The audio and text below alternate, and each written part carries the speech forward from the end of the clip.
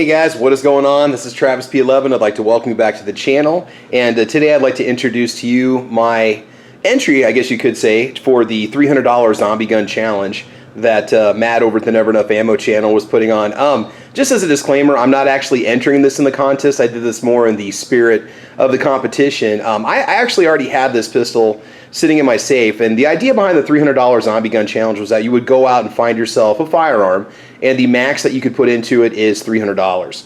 Not counting ammunition, so you could beef it up and put some parts on it if you wanted to, and you could make it look, you know, zombie apocalypse capable. So instead of doing that, I just went ahead and took what's valued at about $125, the JA22, which if I was going to do the zombie gun challenge, I would choose this gun anyway, just because it's a tiny wonder. All right, so we're going to talk about all the cool modifications that I made to this. I'm going to be honest with you guys, I'm not a very creative person, I'm not a fabricator, but a little bit of energy and a lot of JB Weld goes a long way. That's all I'm going to say. So first of all, this is a 6+1 American-made firearm, okay, manufactured by Jimenez Arms Incorporated. Let's go and check and make sure she's clear. She's good to go. Now, this is more of a proof of concept zombie elimination tool, if you will. I haven't actually had a chance to fire it yet.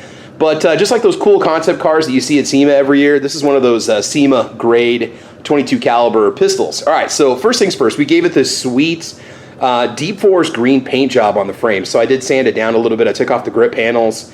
We did a little bit of masking, put about 3 or 4 coats of, I have to go back and check my previous videos. I think it was a Krylon camouflage paint that they make. They make camel in like tan and green and army green and stuff like that. So that was pretty much the color scheme that we used all the way across. I took apart a little Ozark trail knife that cost like $3.25, I think, or $2.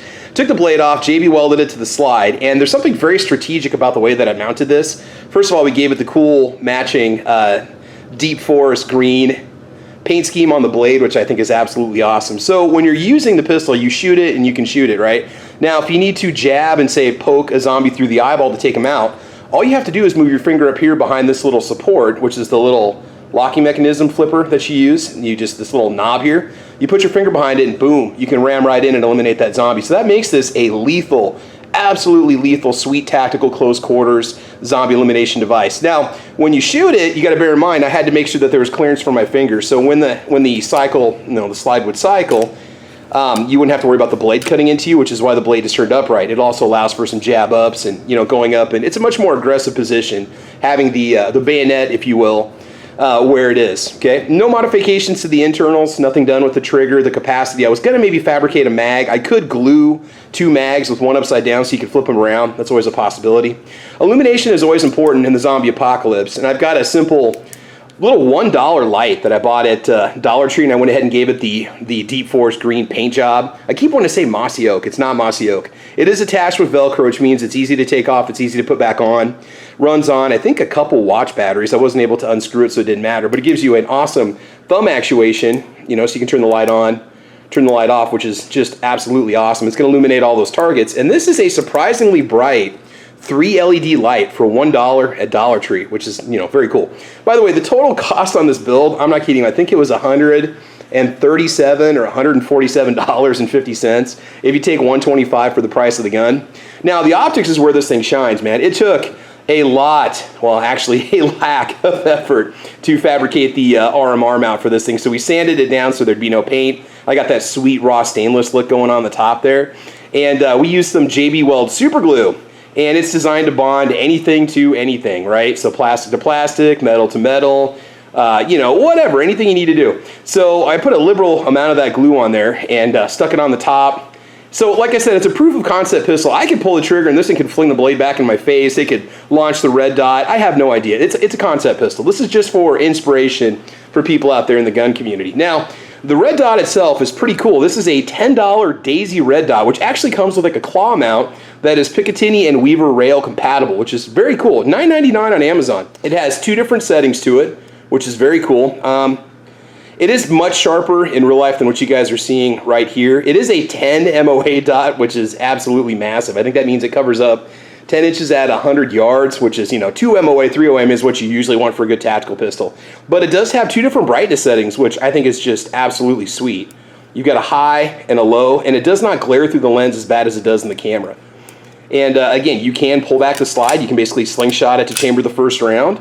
and you're ready to go. Everything stays out of the way. When the flashlight cycles, it stays out of the way of my thumb. It's totally capable. Now here's the best part about this. Let's just say you're out of ammo. Man, it's now time for you just got to go hand-to-hand combat against the zombies. All you have to do is lock your hand back behind the slide as such, and you've got a very potent ramming tool that you can use, a very potent grip on that bayonet that you can use to take out all the zombies that you possibly want to. So this is my entry, you could say. Like I said, I'm just doing this for fun. I've had this little pistol for a long time. I will do an actual shooting video of it. I'm probably gonna have to have like a barricade or something to stand behind so I don't get impaled on the recoil, but we do run some CCI, I think these are Stingers or Mini Mags, one of the two, hollow points. And I do have 2 magazines, which I still may super glue another magazine going the other way, so you could quick change and flip the magazine around if you want to.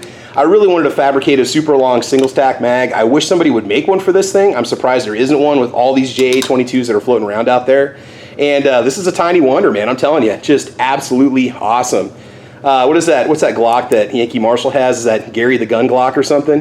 You better look out, man, because the tiny wonder's coming for him. So anyway, that's it. That's my little entry into the $300 zombie gun challenge. I had a blast making this thing. It was fun.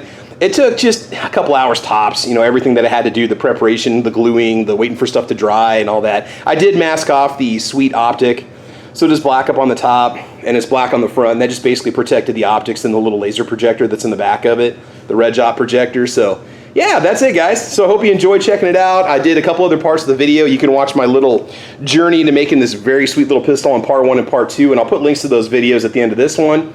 But in the meantime, that's what we have, guys.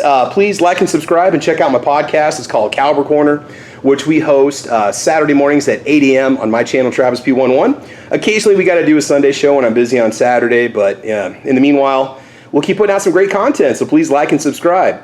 Guys, I want you to have fun, be safe, mash that bell so you don't miss any notifications on my channel, and as you know, we will talk to you soon. Take care. Bye-bye.